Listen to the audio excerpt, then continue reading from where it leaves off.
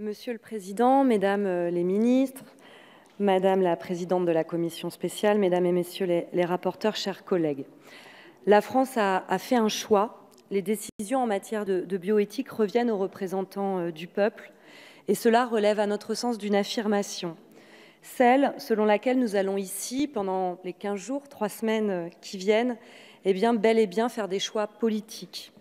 Et d'ailleurs, comment pourrait-il en être autrement lorsque nous nous apprêtons à réglementer les interventions techniques sur le corps humain?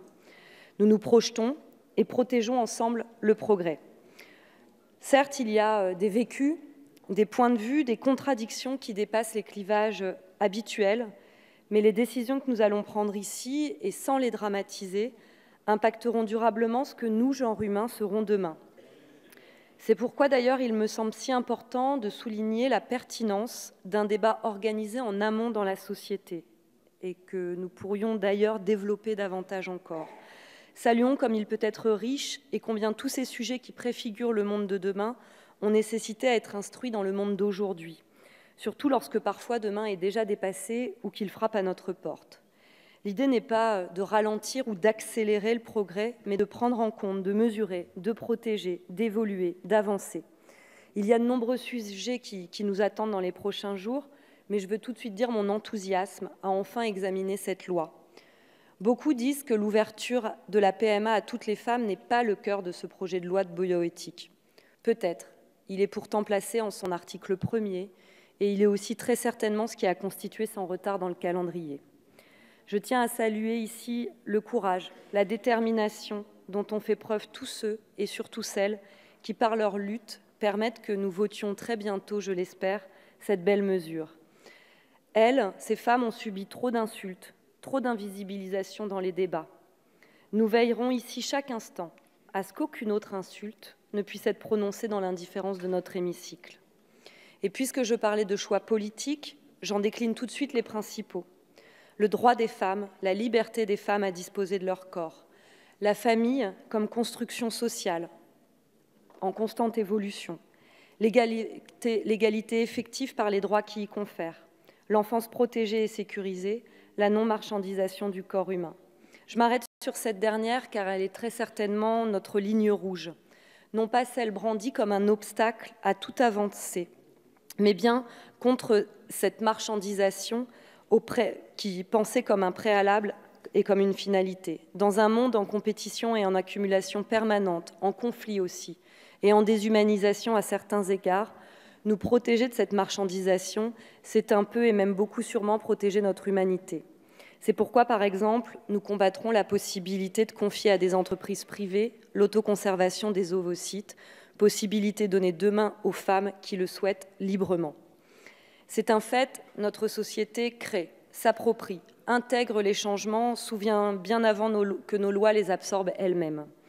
Au début des années 90, à l'aube des débats sur l'encadrement des techniques de PMA, on entendait certains prétendre qu'il n'était pas possible de concevoir le don de sperme ou le don d'ovocytes autrement que comme un adultère. Aujourd'hui, nous entendons ça et là des mensonges, ou plutôt des stupidités offensantes à l'encontre de la PMA pour toutes, alors même que 3/4 des Français y sont favorables, 3/4 des Français y sont prêts. La sociologue Irène Théry affirmait l'autre jour que depuis 2013, il y a eu une légitimation des couples de même sexe et que le monde ne s'est pas écroulé. Bien sûr que non, mais peut-être est-il important de le rappeler. Ces débats ont, je crois, le mérite de secouer à leur tour notre modèle patriarcal, celui qui permet à l'un de comparer l'ouverture de la PMA à une malédiction, à l'autre de parler des femmes seules comme de droguées, à pointer du doigt un prétendu lobby LGBT puissant. Je fais alors mien les mots de la journaliste Mona Chollet. Je cite « L'idée que les femmes sont des individus souverains et non de simples appendices, des attelages en attente d'un cheval de trait, peine à se frayer un chemin dans les esprits, et pas seulement chez les politiciens conservateurs. » Oui, il faut le dire, les débats sur l'ouverture de la PMA sont très souvent teintés de sexisme et de lesbophobie insupportable. Comment ne le serait-il pas, même inconsciemment, lorsque les principales concernées, les premières à souffrir des discriminations, des difficultés dans la fondation d'une famille, sont si peu écoutées, si peu consultées. L'ouverture de la PMA à toutes les femmes n'est pas l'ouverture à la GPA, ni la réponse à un quelconque droit à l'enfant, dont seuls se revendiquent celles et ceux pour qui cette aspiration est déjà comblée. Elle est un enjeu d'égalité, de liberté d'ailleurs, plus que de bioéthique, je crois. Entendons-nous sur ce terme d'égalité. L'ouverture de la PMA demain, pour toutes, permettra à toutes les femmes, dotées d'un utérus, et donc en ce sens égal, d'avoir même accès à une technique médicale ancienne et encadrée depuis longtemps, qui déjà permet de procréer autrement que charnellement avec un don de gamètes. Nous avons donc déjà permis, via cette technique, que des parents le soient, sans être les géniteurs. Et ce n'est pas jouer avec la science, pas faire les apprentis sorciers. Notre boussole doit être le bien-être de l'enfant, son intérêt supérieur. Aujourd'hui, 60% des enfants naissent hors mariage. Qu'en pensions-nous il y a 80, 90 ans? Que pensions-nous des enfants divorcés il y a 40 ans, il y a 50 ans?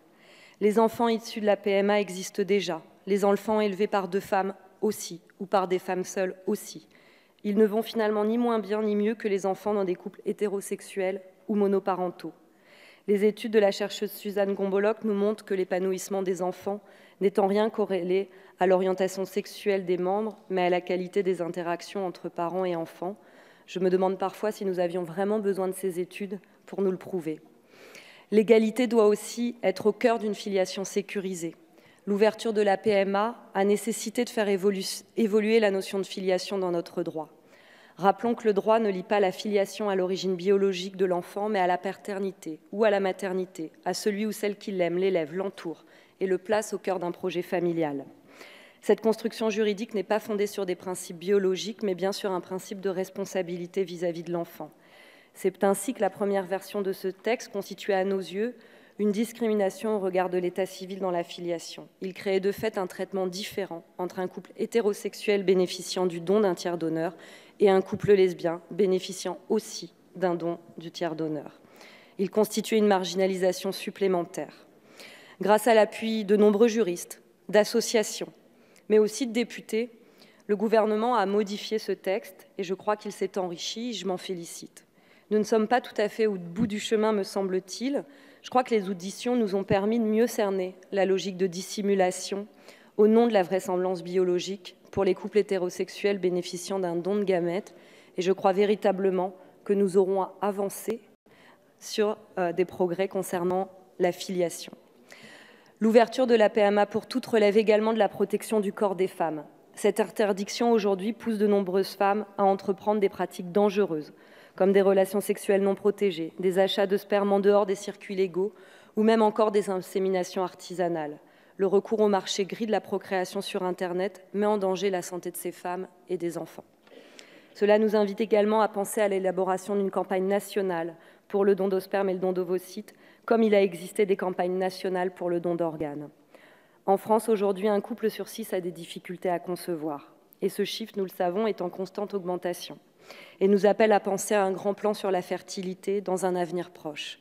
Je me permets à ce moment de dire à quel point, et je l'ai déjà dit tout à l'heure, il est insupportable, dans une société où l'injonction à être mère est si forte, combien il est fou de voir cet espoir réduit à un caprice ou à une demande sociétale. La prise de décision d'entamer un parcours de PMA est mûrement réfléchie. Il est douloureux et son taux d'échec est immense. La PMA peut être lourde, elle peut parfois fracturer des couples. Elle vient avec son lot de déceptions, de souffrances, et heureusement, souvent, pas assez au bout du chemin, de joie quand arrive l'enfant tant désiré. Car oui, nous parlons bel et bien du désir si singulier d'avoir un enfant, de l'élever, de l'aimer. L'expression « droit à l'enfant » est aussi vide de sens qu'elle est blessante pour les couples et les femmes en situation d'hypofertilité. Alors je le souhaite, comme avec le mariage pour tous, la foudre qui devait s'abattre semble être restée dans le domaine de l'amour. À nouveau, avec la PMA pour toutes, l'orage passera, s'éloignera, mais le bonheur de celles et ceux qui bénéficieront de ce progrès, lui, restera. Et il était temps, plus que temps. Je vous remercie. Je vous remercie.